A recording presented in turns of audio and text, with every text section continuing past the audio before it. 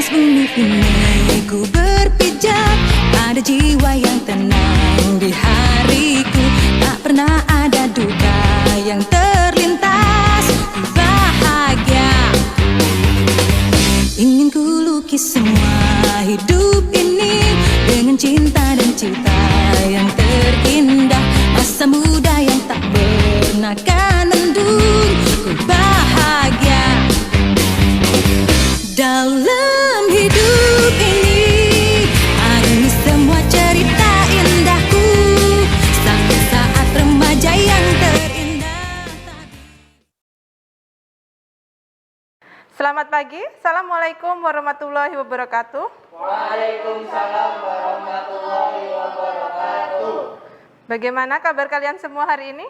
Baik. Sehat ya? Sehat. Alhamdulillah. Sebelum kita mulai pembelajaran hari ini, silakan kepada ketua kelas untuk memimpin berdoa.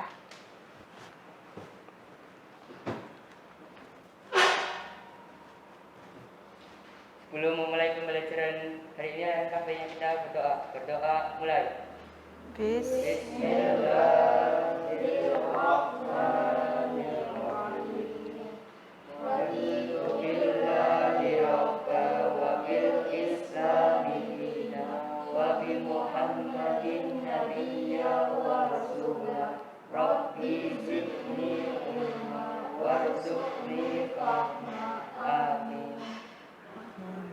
Dilanjutkan dengan tadarus bersama-sama ya. A'udzu billahi minas syaitonir rajim.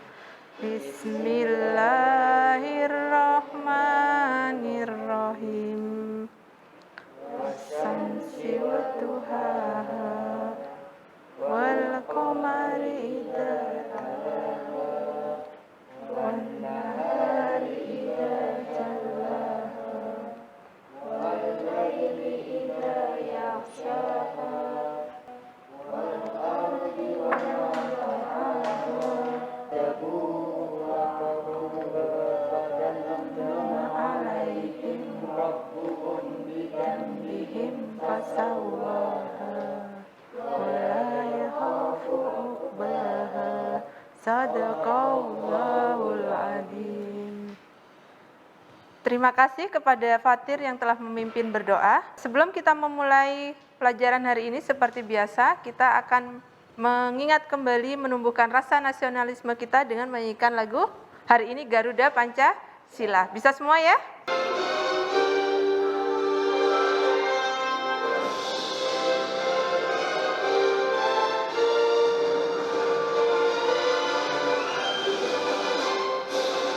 Garuda Pancasila, akulah pendukungmu, patriot proklamasi, sedia berkorban untukmu. Pancasila dasar negara, rakyat adil makmur sentosa, pribadi bangsaku. Ayo maju, maju, ayo maju, maju, ayo maju, maju. Terima kasih. Baik, Ibu absensi untuk pelajaran hari ini. Akil Aulia Sabani, Muhammad Fatir, Aulia Rahbani. Seperti anak-anak ketahui, saat ini di Kota Tegal COVID sedang meninggi ya, sedang puncak-puncaknya. Nah, semoga kita semua senantiasa diberikan kesehatan oleh Allah. Amin. Jangan lupa menjaga diri sendiri ya, jangan lupa menjaga diri sendiri dengan apa? Tetap menerapkan aturan protokol kesehatan. Yang pertama, selalu jaga jarak jika bertemu dengan orang lain, kemudian memakai masker atau face shield, kemudian selalu cek suhu tubuh jika ingin memasuki tempat-tempat umum. Kemudian cuci tangan, sering-seringlah kalian mencuci tangan ya. Kemudian jaga selalu kebersihan dan jangan lupa menggunakan semprotan desinfektan. Nah, walaupun kondisi saat ini seperti itu, Ibu harap semangat kalian untuk belajar tetap tinggi ya. Kenapa? Karena kalian adalah penerus bangsa ini. Ingat semboyan dalam agama kita, manjada wajada. Apa itu? Siapa yang bersungguh-sungguh pasti akan berhasil. Betul. Siapa yang bersungguh-sungguh dalam menuntut ilmu, pasti nanti kalian akan berhasil. Ya. Baik, kita masuk ke materi hari ini tentang perancangan desain interface. Minggu lalu kita pernah belajar tentang konsep dari desain user interface. Apa prinsip-prinsipnya, kemudian apa saja komponen-komponennya yang harus ada. Kemudian pada pertemuan yang berikutnya kita telah belajar tentang interaksi antara manusia dan komputer ya. Nah, hari ini kita masuk ke perancangannya. Bagaimana membuat suatu perancangan desain yang baik. Perhatikan gambar berikut sebelum kita masuk ke materi. Ada 3 buah gambar. Ada yang kenal kira-kira gambar apa ini? Media pembelajaran, betul. Yang kedua? Game. Wah, hafal semua ya kalau game. Kemudian yang ketiga? Medsos. Salah satu medsos. Apa? Kira-kira ini tampilan medsos apa? Facebook. Nah, seperti tampilan-tampilan ini kan kelihatan bagus sekali ya, cantik sekali. Nah, dari tampilan yang ini kira-kira kalau kalian pikirkan, apakah tampilan ini dibuat asal-asalan satu sekali bikin langsung jadi, atau ada tahapan proses di dalamnya sehingga tercapai tampilan yang bagus seperti ini? Gimana Sally? Ada tahapan, ada prosesnya, enggak asal-asalan. Iya, harus diapain dulu ya?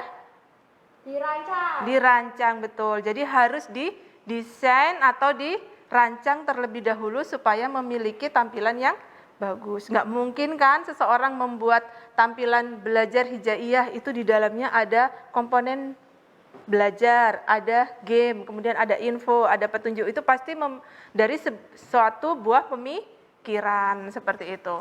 Tujuan pembelajaran kita hari ini, kita akan membahas tentang perancangan desain user interface. Nah, kita akan belajar apa?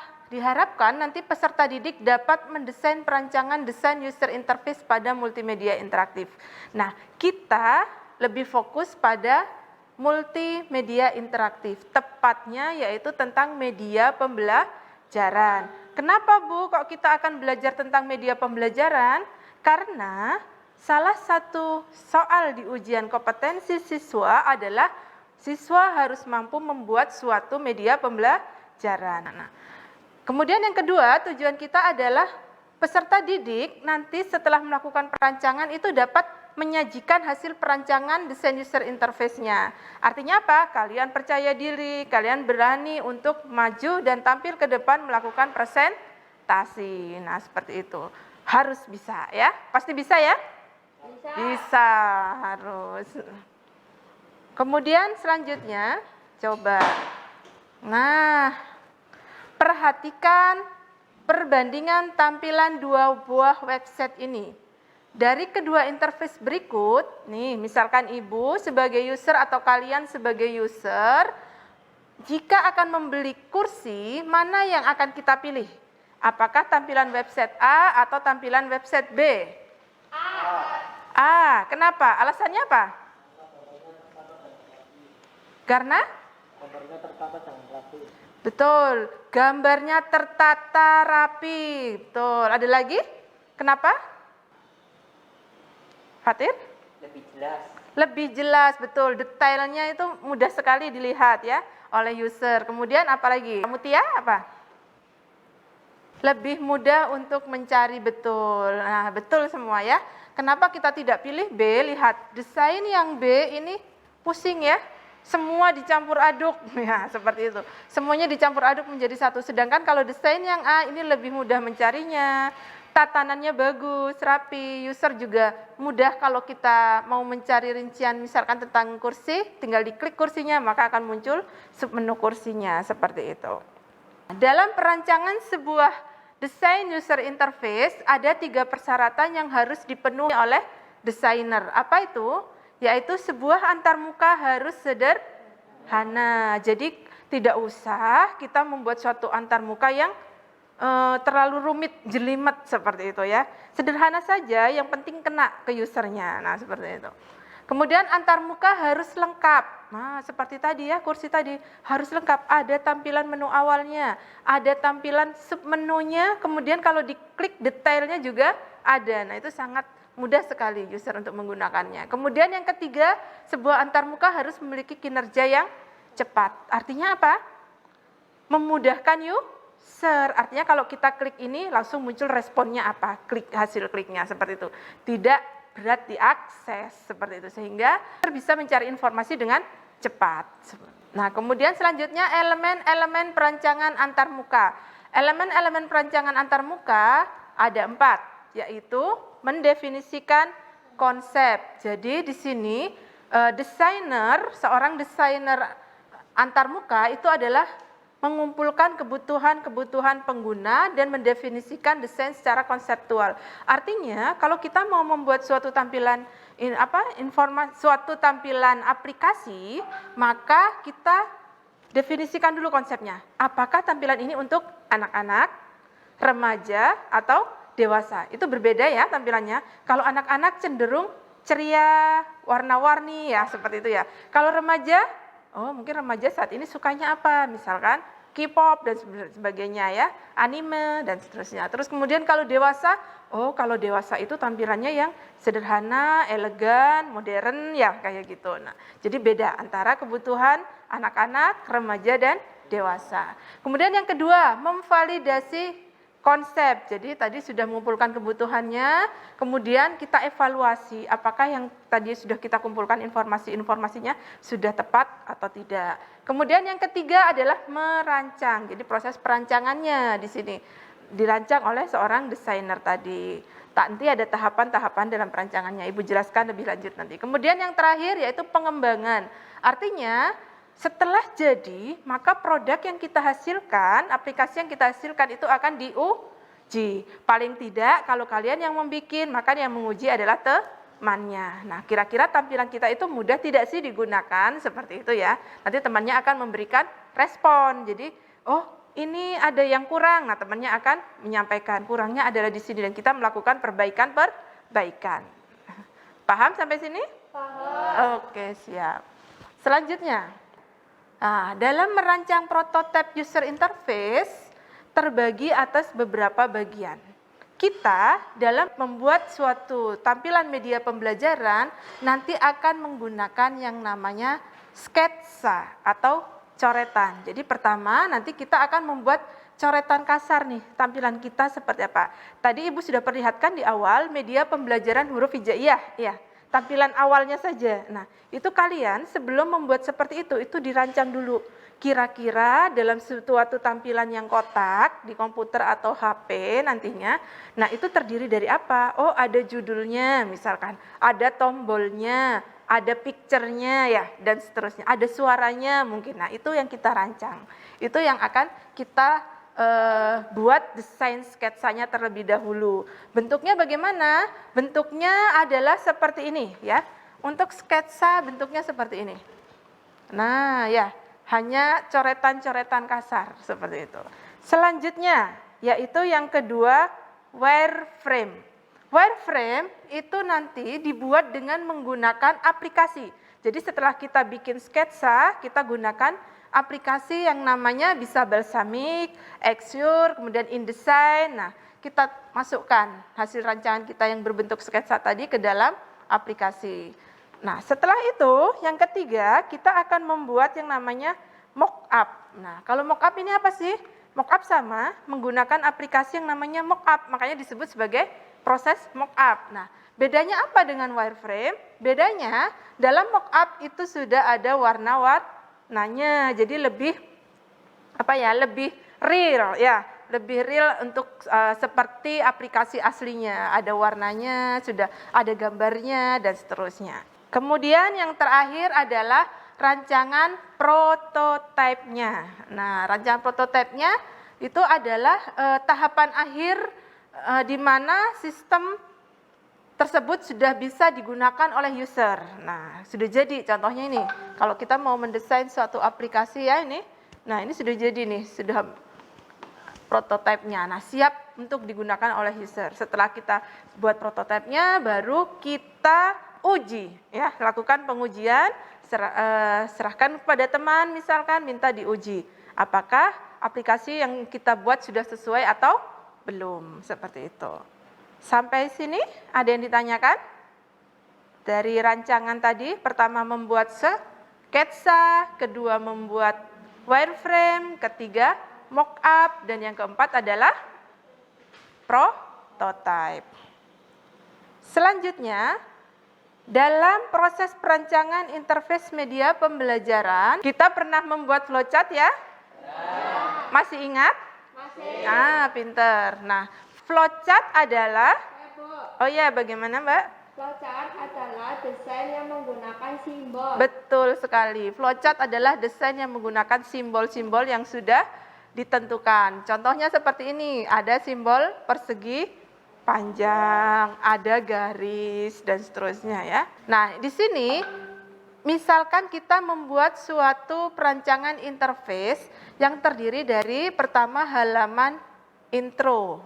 Intro itu adalah tampilan awal, tampilan selamat datang. Kemudian yang kedua ada menu. Jadi setelah tampilan selamat datang, kita klik tombol masuk misalkan, maka kita akan ketemu halaman menu. Kemudian yang ketiga, di dalam menu ternyata terdiri dari biodata, tujuan, dan tombol keluar di sini. Nah, tombol keluar ini boleh ditampilkan, boleh tidak. Jadi terserah kalian. Otomatis suatu aplikasi yang baik pasti harus memiliki tombol keluar. Nggak mungkin ya kita bikin aplikasi nggak ada tombol keluarnya, ya kan? Nanti user bingung, kita keluarnya gimana ini, kan seperti itu ya.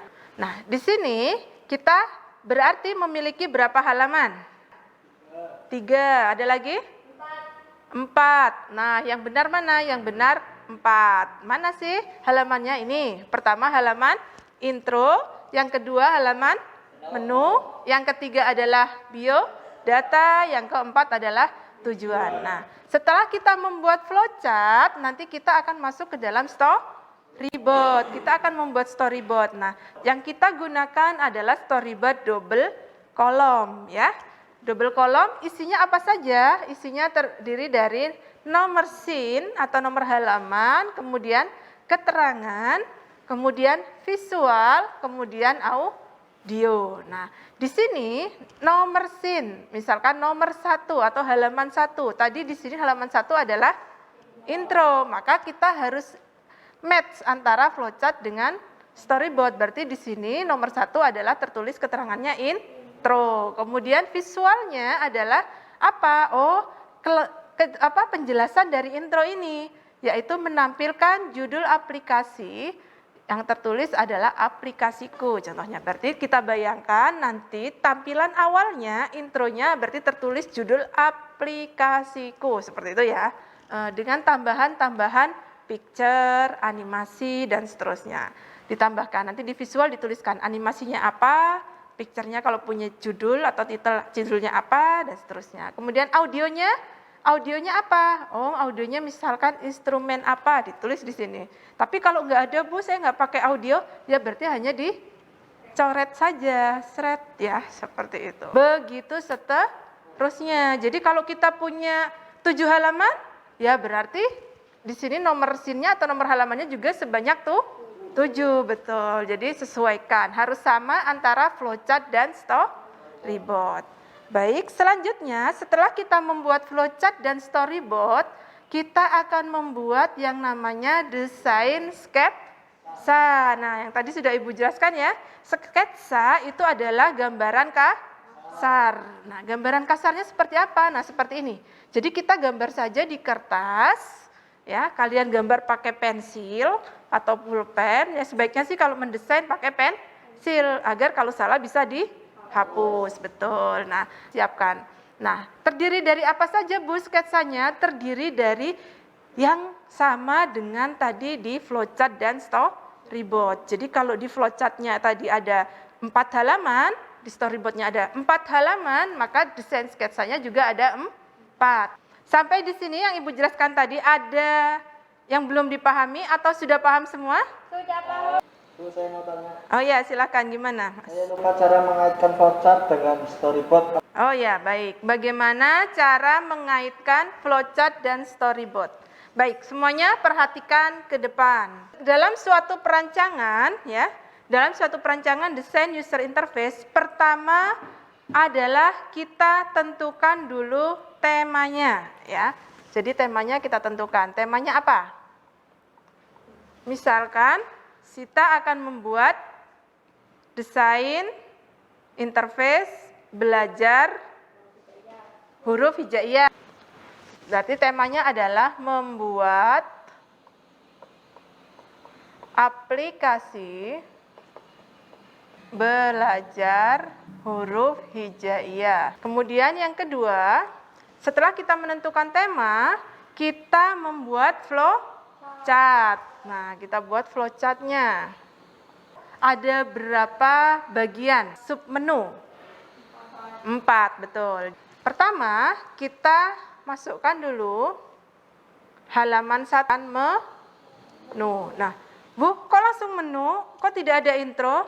Tidak apa-apa ya, tergantung dari pembuat, desain pembuat. Saya lebih suka ada intro, Bu, baru masuk menu, boleh. Saya suka menu, Bu, langsung, tapi sekaligus itu intro, ada musiknya, ada macam-macamnya, itu juga boleh, silahkan. Tergantung kalian sebagai desainer, seperti itu. Kemudian yang ketiga, setelah kita menentukan flowchart, kita tentukan yang namanya storyboard. Storyboardnya menggunakan double kolom. Halaman 1 kita lihat di flowchart. Supaya tidak bingung, kita beri nama, Mas. Misalkan menu ini disebut H1, belajar disebut H2, game disebut H3, info disebut H4 atau halaman 4. Kemudian petunjuk ini adalah H5. Maka di dalam storyboard kita membuatnya seperti ini. Hal nomor 1 berarti keterangannya adalah, sekarang kita lihat untuk nomor halaman kita sudah memberikan nama H1, H2, H3, H4, H5. Nomor 1 atau halaman 1 berarti keterangannya adalah menu, betul. Keterangannya adalah menu. Betul. Isinya apa saja dalam menu?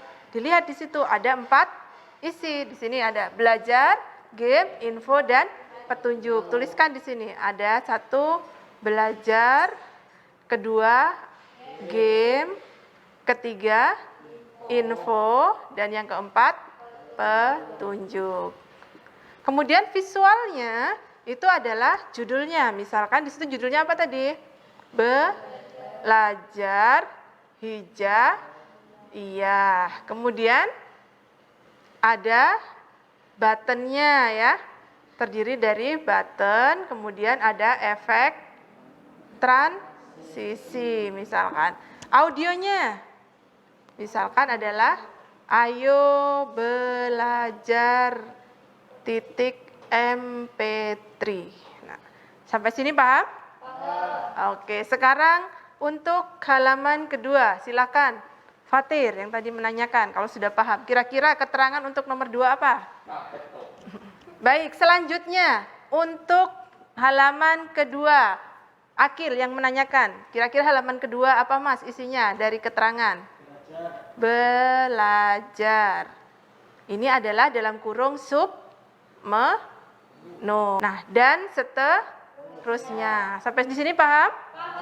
Pinter. Sekarang selanjutnya yang keempat. Setelah kita membuat flowchart, storyboard, yang keempat berarti membuat sketsa atau desain sketsanya.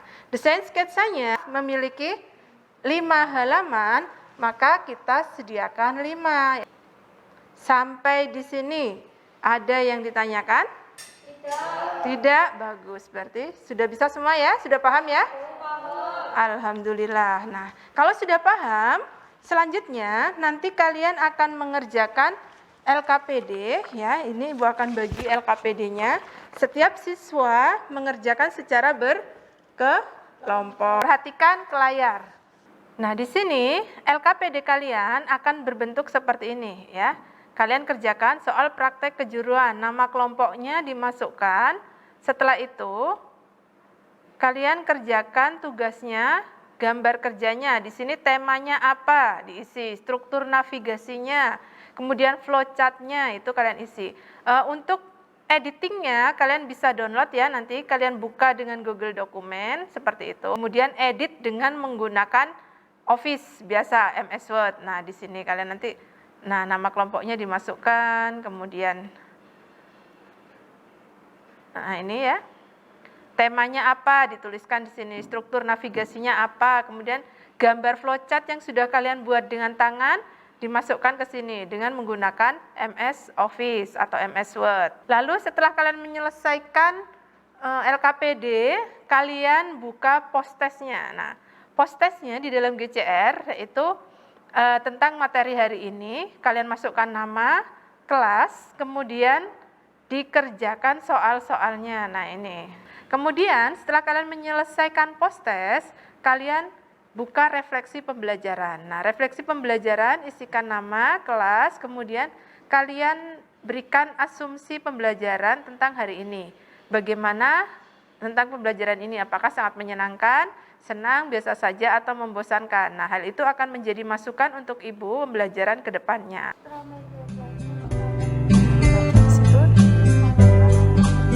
Betul. Audionya apa yang dituliskannya? Ya, betul, sudah bagus.